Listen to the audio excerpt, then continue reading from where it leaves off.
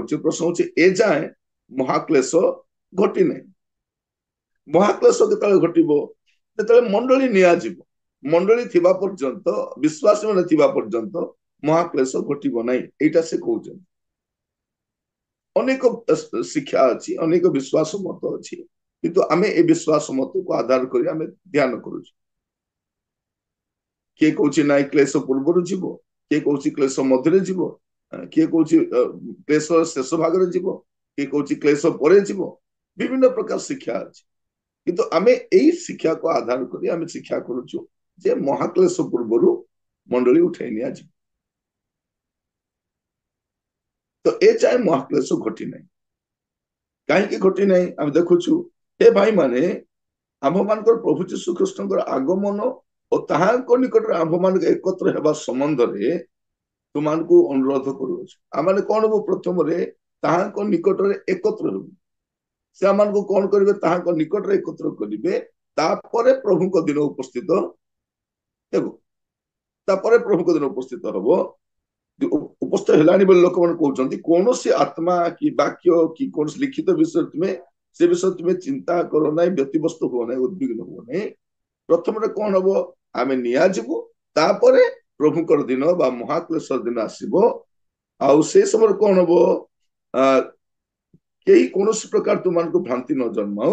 ପ୍ରଥମରେ ଧର୍ମଚ୍ୟୁତି ଘଟିବ, ଆଉ ବିନାଶର ସନ୍ତାନ ସେ ଅଧର୍ମ ପୁରୁଷ ପ୍ରକାଶିତ ହେବା ଆବଶ୍ୟକ। ତାହା ନହେଲେ ପ୍ରଭୁଙ୍କ ଦିନ ଆସିବ ନାହିଁ। ଯଦି ପ୍ରଭୁଙ୍କ ଦିନ ଆସିବାର ଅଛି, ଇଏ ପ୍ରକାଶ ପାଇବାର ଅଛି। ଏ ମହାକ୍ଲେଶ ସମୟରେ ଏଇ ଜଣେ ପ୍ରକାଶ ହବ ଯେ କି ଧର୍ମଚ୍ୟୁତି ଘଟିବ। ପ୍ରଥମ କଥା ଲେଖୁଛନ୍ତି। ତ ଦ୍ୱନ୍ଦ୍ୱ ଆସିଯାଇଛି କଣ? ତେସଲୋନିକ ମଣ୍ଡଳୀକୁ ଏଇ ପ୍ରକାର ଭ୍ରାନ୍ତ ଶିକ୍ଷା ଦିଆଯାଉଛି ଯେ ସେ ମହାକ୍ଲେଶ ଦେଇ ସେମାନେ ଗତି କରୁଛନ୍ତି। ତୁମାନେ ମହାକ୍ଲେଶ, କାରଣ ସେ ସମୟରେ କ୍ଲେଶ ଥିଲା, ସେ କହୁଛନ୍ତି ନାଇଁ ତୁମେ ମହାକ୍ଲେଶ ଦେଇ ଯାଉଛ, ଏଇ ଭ୍ରାନ୍ତି ଆସିଯାଇଥିଲା। ଆଉ ସେ ସନ୍ଦେହକୁ ଦୂର କରିବା ପାଇଁ ପାଉଲ ସେମାନଙ୍କୁ ସୁନିଶ୍ଚିତ ଦିଅନ୍ତି ଯେ ଏଇଟା ସେଇଟା ନୁହଁ, ସେଇ ସମୟ ଅଲଗା ଥିବ। ସେ ସମୟରେ କଣ ଘଟିବ? ଦିଟା ବିଷୟ ଘଟିବ। ପ୍ରଥମରେ ସମଗ୍ର ପୃଥିବୀରେ ଧର୍ମଚ୍ୟୁତି ଘଟିବ, ଆଉ ସେ ଅଧର୍ମ ପୁରୁଷ ମାନେ ସେଟାନିକ ସୁପ୍ରିମୋ, ମାନେ ଯେ ଶୈତାନର ସବୁ ଶକ୍ତି ସହିତ ସେ ଆସିବ। ଆଉ ଲୋକମାନେ ତାକୁ ଗୋଟେ ହିରୋ ଭାବରେ ଗ୍ରହଣ କରିବେ, ମସିହ ଭାବରେ ଗ୍ରହଣ କରିବେ, ଉଦ୍ଧାରକର୍ତ୍ତା ଭାବରେ ଗ୍ରହଣ କରିବେ ଭାବି। କାରଣ ଜଗତର ପରିସ୍ଥିତି ଏତେ ଭୟଙ୍କର ହବ ଯେ କୌଣସି ନେତୃବର୍ଗ ତାକୁ ସମ୍ଭାଳି ପାରିବେ ନାହିଁ। ସେ ପ୍ରତିଶ୍ରୁତି ଦେଇ କଣ କହିବ? ମୁଁ ସବୁ ଠିକ ଠାକ କରିଦେବି। ତ ସେ ଦାୟିତ୍ୱ ଭାର ସେ ନେବ। ତ ଏଇଟା ସେ କହୁଛନ୍ତି। ତାପରେ ଆପଣ 3 ପଦ 4 ପଦ ପଢନ୍ତୁ। କେହି କୌଣସି ପ୍ରକାରେ ତୁମ୍ଭମାନଙ୍କର ଭ୍ରାନ୍ତି ନ ଜନ୍ମାଉ, କାରଣ ପ୍ରଥମେ ଧର୍ମଚ୍ୟୁତି ଘଟିବ, ଆଉ ବିନାଶର ସନ୍ତାନ ସେହି ଅଧର୍ମ ପୁରୁଷ ପ୍ରକାଶିତ ହେବା ଆବଶ୍ୟକ। ନହେଲେ ପ୍ରଭୁଙ୍କ ଦିନ ଉପସ୍ଥିତ ହେବ ନାହିଁ। ସେ ଈଶ୍ୱରଙ୍କ ନାମରେ ଖ୍ୟାତ ବା ପୂଜିତ ସମସ୍ତଙ୍କ ବିରୋଧୀ ହୋଇ ନିଜକୁ ସେମାନଙ୍କ ଠାରୁ ଉନ୍ନତ କରେ। ଏପରିକି ଈଶ୍ୱରଙ୍କ ମନ୍ଦିରରେ ବସି ସେ ଆପଣାକୁ ଈଶ୍ୱର ବୋଲି ଦେଖାଏ।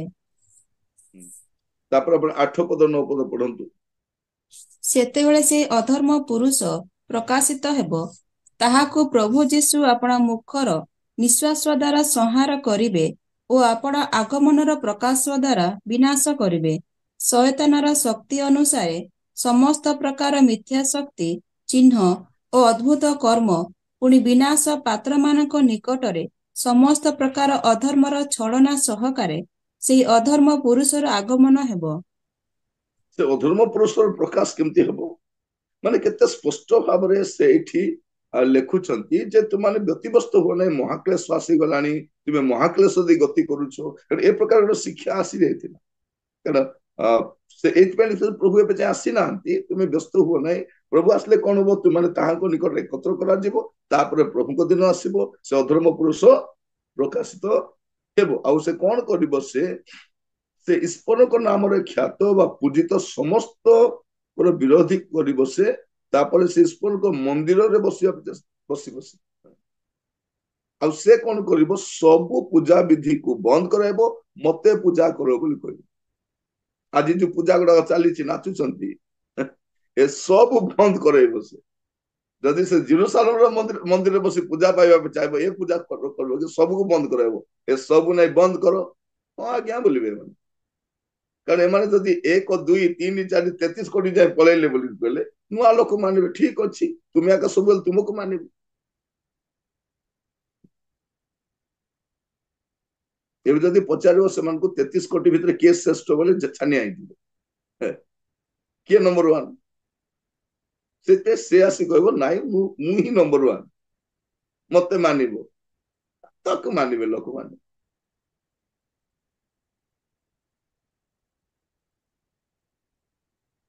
ଆକୃତି ଯେତେ ବଡ ବନାଇଲେ ମଧ୍ୟ ଜୀବନ ତ ନାହିଁ।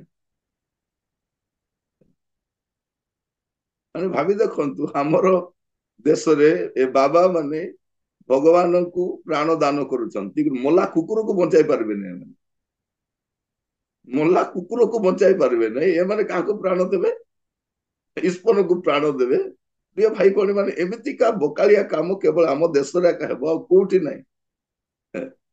କୋଉ ଦେଶରେ ଆପଣ ଦେଖିବେନି, କେବଳ ଆମ ଦେଶରେ ଏକା ଦେଖିବେ। ସବୁ ପ୍ରକାର ଜାଣି ନାହାନ୍ତି ଲୋକମାନେ। ଗୋଟେ ଦିନ ଆସିବ ଯେତେବେଳେ ଏଇ ଭଣ୍ଡ ଖ୍ରୀଷ୍ଟ ଅଧର୍ମ ପୁରୁଷ ପ୍ରକାଶ ପାଇବ, ସେ କଣ କରିବ? ତାର ଚିହ୍ନ ଶକ୍ତି ଅଦ୍ଭୁତ କର୍ମ ସହିତ ପ୍ରକାଶ ହବ, ତାର ମିଥ୍ୟା ଶକ୍ତି ପ୍ରକାଶ ହବ, ଆଉ ଛଳନାରେ ସେ ପ୍ରକାଶ ହବ। ଲୋକମାନେ ତାକୁ ମାନିବାକୁ ଆରମ୍ଭ କରିବେ, ତାକୁ ଗ୍ରହଣ କରିନେବେ, ଇଏ ଏକା ଶ୍ରେଷ୍ଠ ବୋଲି। ତାପରେ କଣ ଲେଖାଯାଉଛି? ଏଭଳି ଭାବରେ ସେ ପ୍ରକାଶ, ମାନେ ସେ କଣ କରିବ? ଗୋଟେ ଉପହାସଜନକ କାର୍ଯ୍ୟ କରିବ। ସେ ଈଶ୍ୱରଙ୍କ ମନ୍ଦିରରେ ବସି ନିଜକୁ ଈଶ୍ୱର ବୋଲି ଘୋଷଣା କରିବ। ସେ ଜଣେ ପ୍ରବଞ୍ଚକ, ଆମେ 9 ପଦରେ ଦେଖିଲୁ। ସେ ତାର ଆଶ୍ଚର୍ଯ୍ୟ କର୍ମ, ଚିହ୍ନ, ଅଦ୍ଭୁତ କାର୍ଯ୍ୟ ଦ୍ୱାରା ଲୋକମାନଙ୍କୁ ଭ୍ରମିତ କରାଇବ। ପ୍ରଭୁ କଣ କରିବେ? ତାକୁ ମୁଖର ନିଶ୍ୱାସ ଦ୍ୱାରା ତାକୁ ସଂହାର କରିବେ। କେତେବେଳେ କରିବେ? ପ୍ରଭୁ ଯୀଶୁ ଯେବେ ଜଗତକୁ ପ୍ରତ୍ୟାବର୍ତ୍ତନ କରିବେ, ଆମେ ଉଠାଇ ନିଆଯିବୁ, ତାପରେ ମହାକ୍ଲେଶ ହବ, ତାପରେ ପ୍ରଭୁଙ୍କର ଆଗମନ ହବ। ଆଉ ସେ କଣ କରିବେ? 8 ପଦରେ, ସେତେବେଳେ ସେ ଅଧର୍ମ ପୁରୁଷ ପ୍ରକାଶ ହେବ, ତାହାକୁ ପ୍ରଭୁ ଆପଣ ମୁଖର ନିଶ୍ୱାସ ଦ୍ୱାରା ସଂହାର କରିବେ, ଆପଣ ଆଗମନର ପ୍ରକାଶ ଦ୍ୱାରା ବିନାଶ କରିବେ। ଯେତେବେଳେ ସେ ପୃଥିବୀକୁ ପ୍ରତ୍ୟାବର୍ତ୍ତନ କରିବେ, ସେ ସମୟ ସେୟା କରିବେ। ମଣ୍ଡଳୀ ଗଲା ପରେ ତାର ପାଲା ଚଲେଇବ, ସେ ତାକୁ ପୁରା ଖଲମ ଖୋଲା ମିଳିବ। ହେଲେ ପ୍ରୋବ୍ଲେମ କଣ ହଉଛି? ଆମେ ଯଦି ଦେଖିବା ସେ କାହିଁକି ଆସିପାରୁନାହିଁ, କଣ ପାଇଁ କହିଲେ ଆପଣ ଦେଖିବେ 5 ପଦରୁ 7 ପଦ ଟିକେ ପଢିବେ।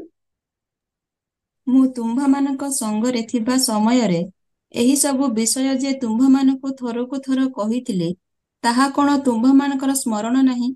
ଆଉ ସେ ନିରୂପିତ ସମୟରେ ପ୍ରକାଶିତ ହେବା ନିମନ୍ତେ କଣ ବାଧା ଦେଉଅଛି, ତାହା ତ ତୁମ୍ଭେମାନେ ଜାଣ। କାରଣ ଅଧର୍ମର ନିଗୁଡ ତତ୍ତ୍ୱ ବର୍ତ୍ତମାନ ସୁଦ୍ଧା କାର୍ଯ୍ୟ କରୁଅଛି।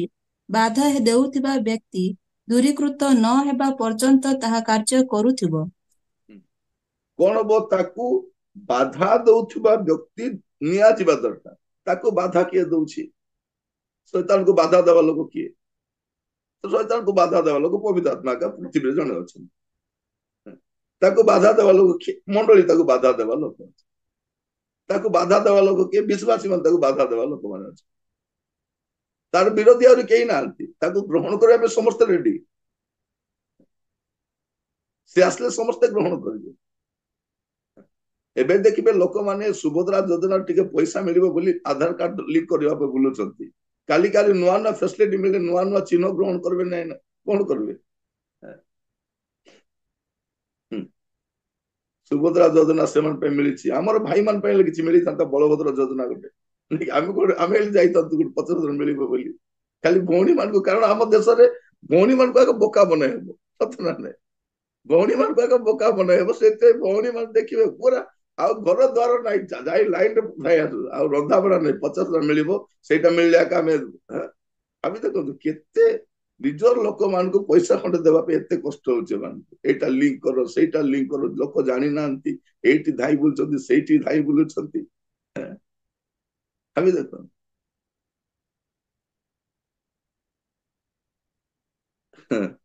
ଆଗକୁ ଦେଖନ୍ତୁ ଲୋକମାନେ ଏ ସୁଭଦ୍ରା ଯୋଜନାରେ ଯେମିତି ପାଗଳ ହେଇ ବୁଲୁଛନ୍ତି, ସେତେବେଳେ ଶୈତାନ ନୂଆ ନୂଆ ସ୍କିମ୍ ଆଣିବ।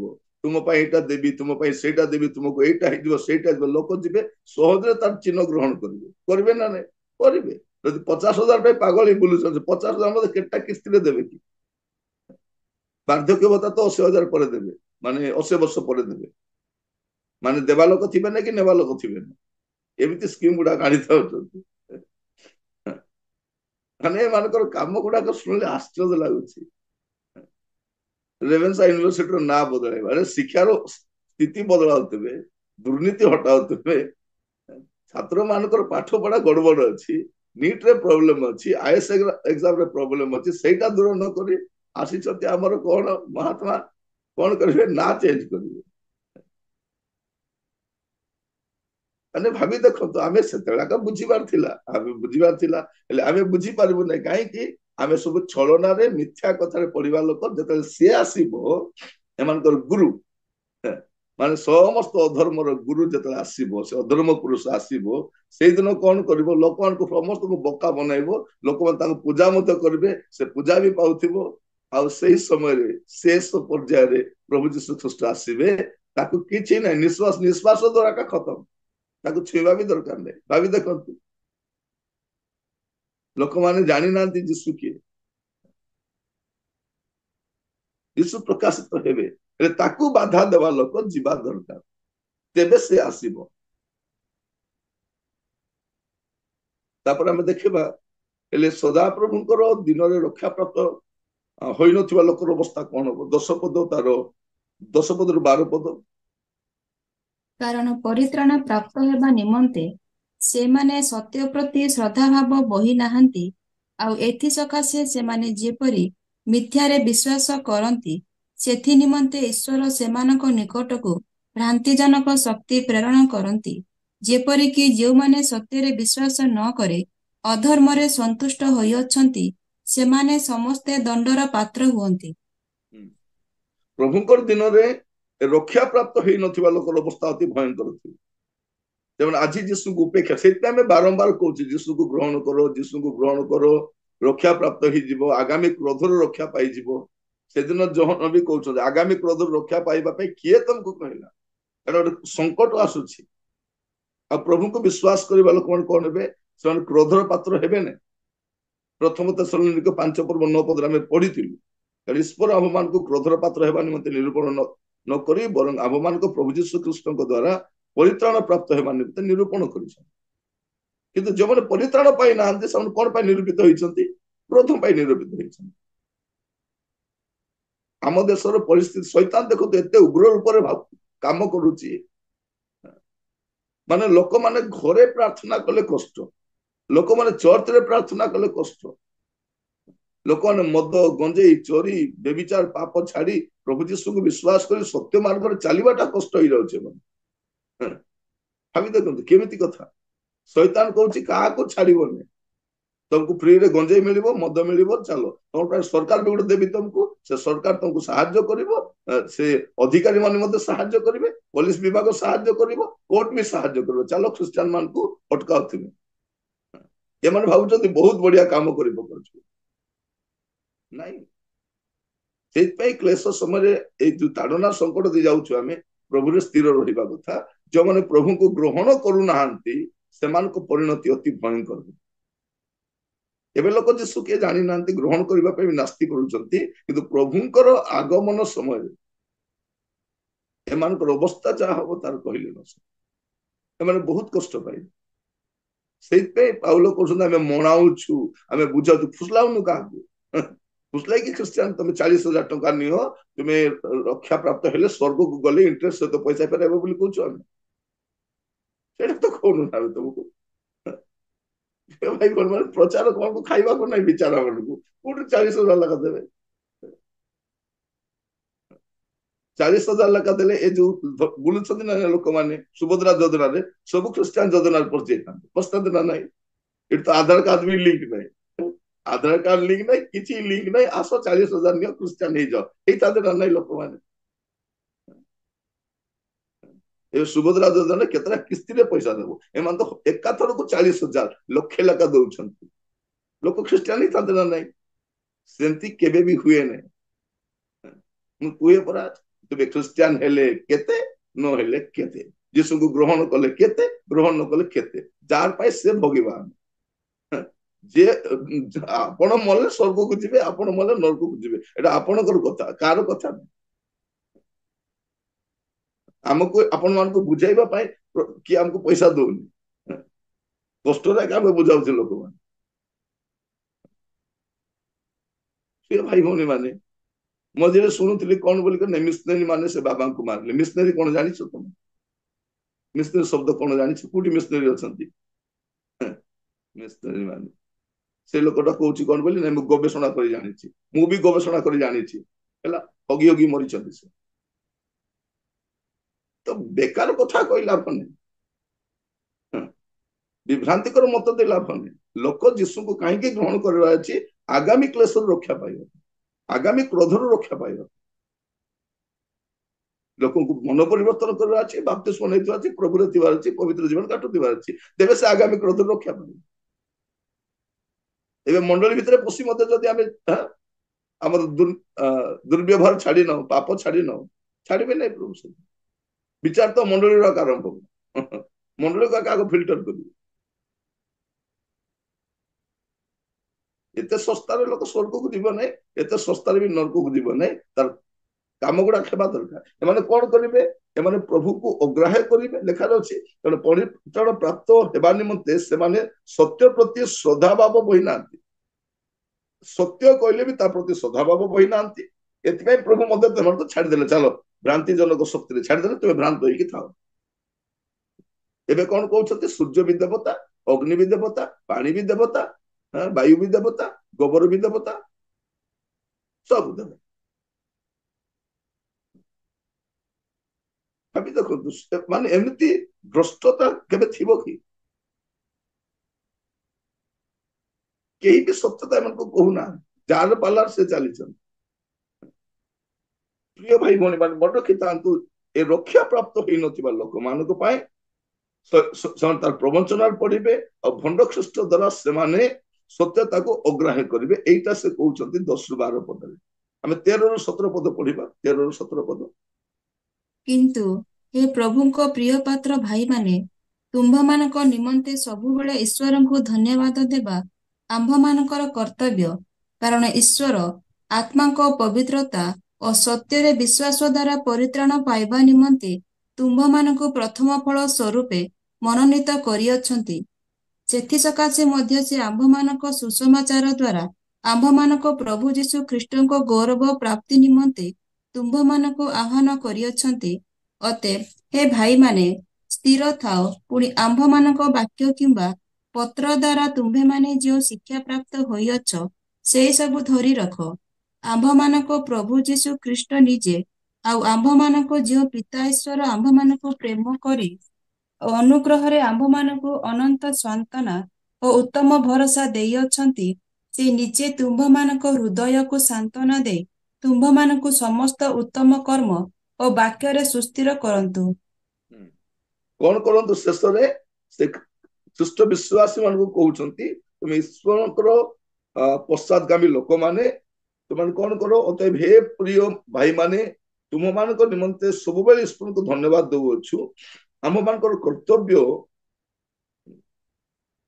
कारण ईश्वर आत्मा पवित्रता और सत्य रे विश्वास द्वारा परित्राण पाइबा निमंते एटा फाइनल परित्राण हैला एटा परित्राण पाइबा निमंते न तो तुम्हें परित्राण पाई मंडली लोक परित्राण पाई आछंती किंतु परित्राण पाइबा निमंते तुमानको प्रथम फल स्वरूप मनोनीत करि अछंती प्रभु तुमको कौन करछंती प्रभु तुमको तुम ईश्वर करो मनोनीत लोक अट एटा प्रथम कथा मनोनीत लोक अट एबे कौन करो तुमाने सत्यतारे स्थिर होई रुहो तुम्हें कौन करो स्थिर होई थाओ जो शिक्षा पाइछ ताको धरी कर रखि थाओ एटा शेष कहउछ आज प्रसंग होची ए जाए महाक्लेश घटी नै कारण महाक्लेश घटिबा पई हेले मंडली निया जिबा दरकार तापरे अधर्म पुरुष प्रकाशित होबो अधर्म पुरुष प्रकाशित हेबा पई जे बाधा दउची से मंडली ही पारे से पवित्रात्मा ही पारंती विश्वासी माने ही पारंती से माने निया जिबा दरकार तापर अधर्म पुरुष प्रकाशित होबो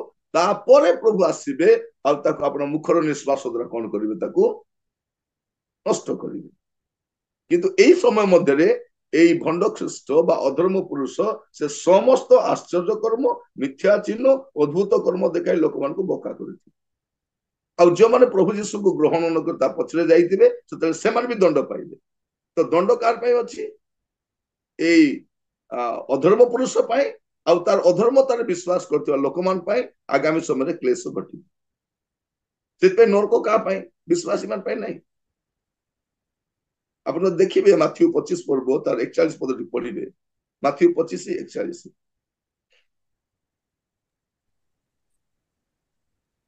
ତତ୍ପରେ ସେ ବାମ ପାର୍ଶ୍ୱସ୍ଥ ଲୋକଙ୍କୁ ମଧ୍ୟ କହିବେ, ରେ ଶାପଗ୍ରସ୍ତ ମାନେ ମୋ ସମ୍ମୁଖରୁ ଦୂର ହୋଇ ଶୟତାନ ଓ ତାହାର ଦୂତମାନଙ୍କ ନିମନ୍ତେ ପ୍ରସ୍ତୁତ କରାଯାଇଥିବା ଅନନ୍ତ ଅଗ୍ନି ମଧ୍ୟକୁ ପ୍ରସ୍ଥାନ କର।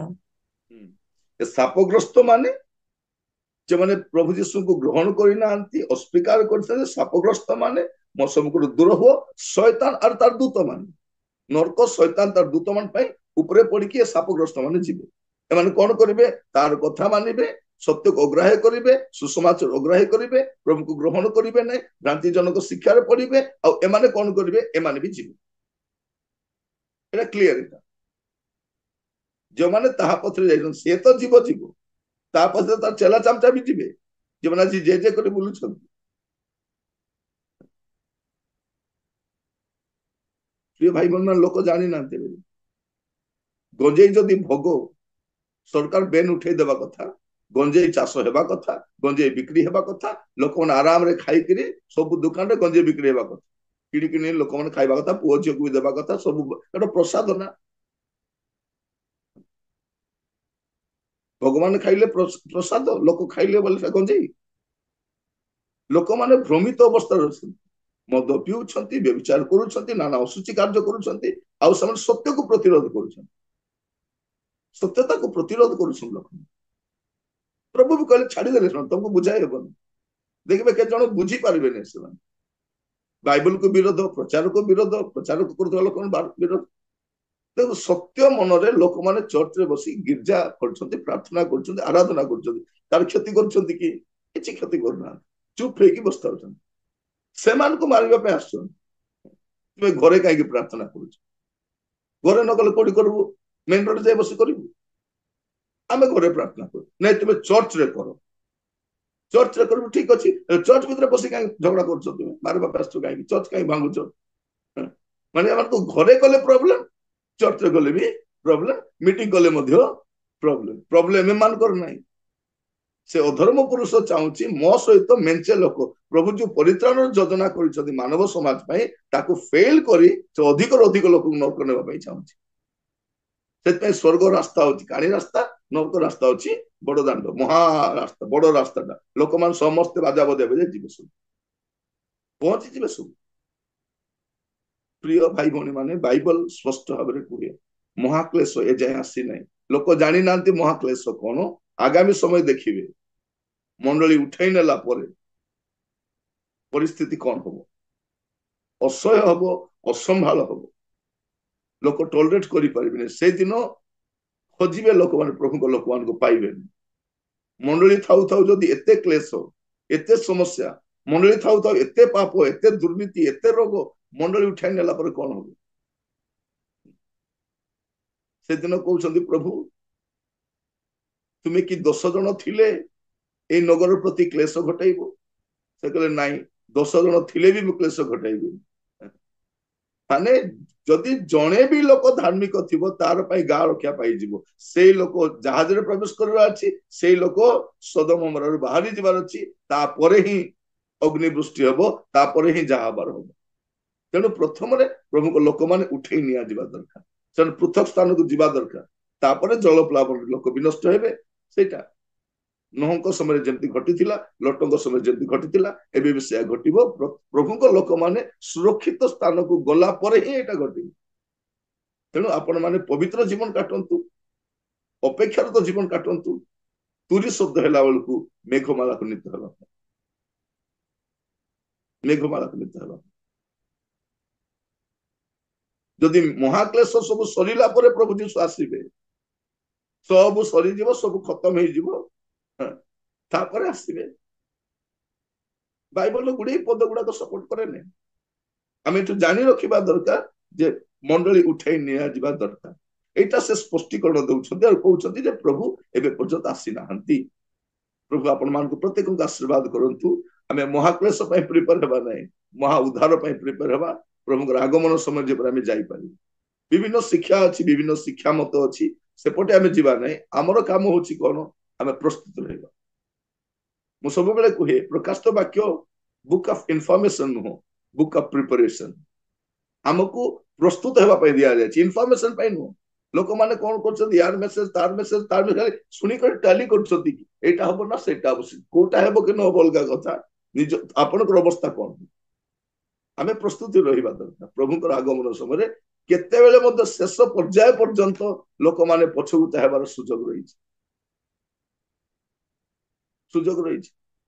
एबे नाना स्कीम गुड़ाक द्वारा शैतान लोक मान को भ्रमित करिछि। पर देखिबो बड्ड स्कीम आनिबो, तुमको ए सब फैसिलिटी दिया दिबो, जदि ए चिन्ह ग्रहण करिबो लोक माने खुशी रे ग्रहण करिबे। प्रभु को जानि ना सब ग्रहण करिबे। एबे एका प्रभु को अस्वीकार करूछंती, जदि तार सिम जदि भितरे चलले तार कंपनी रे काम करबो ना नै। म खाली जने प्रभु को दास को कहउतिली, जदि जियो रो सिम पकाइबो एयरटेल रो काम करिबो, से जियो रो फैसिलिटी पाइबो। पूरा तो से मोबाइल को से कंट्रोल करिबो, तार नेटवर्क कंट्रोल करिबो। एबे आम भितरे पवित्र आत्मा अछंती, से कार्य करि परने। पवित्र आत्मा हमको छाड़ी देला परे हमर अवस्था भी सेया हो, से भलो मंदर ज्ञान जानि परिबन। देखो तो जो माने प्रभु रे जीवन काटुछंती, पवित्र जीवन काटुछंती, बोलो कथा। जो दिन पवित्र आत्मा छाड़ी देले से लोक कोन करिवो, तर अवस्था शोचनीय हे जिवो।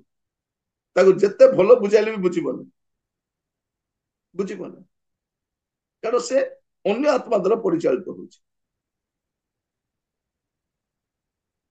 पवित्र आत्मा विचार विषय जनाती, पवित्र आत्मा पळैला पर विचार तो किछि लागिबो नै। ताको विचार पर किछि चलो म जा हबो देखा जी। तेणु आम शेष कौन कहते, ए विश्वासी मान को तुम्हें कौन कर, तुम्हें प्रभुकर मनित लोक मान अट, तुम सत्यतार स्थिर रहीटा से उत्साहित दौरान। प्रभु आपण मान आशीर्वाद करंतु, प्रार्थना करिए।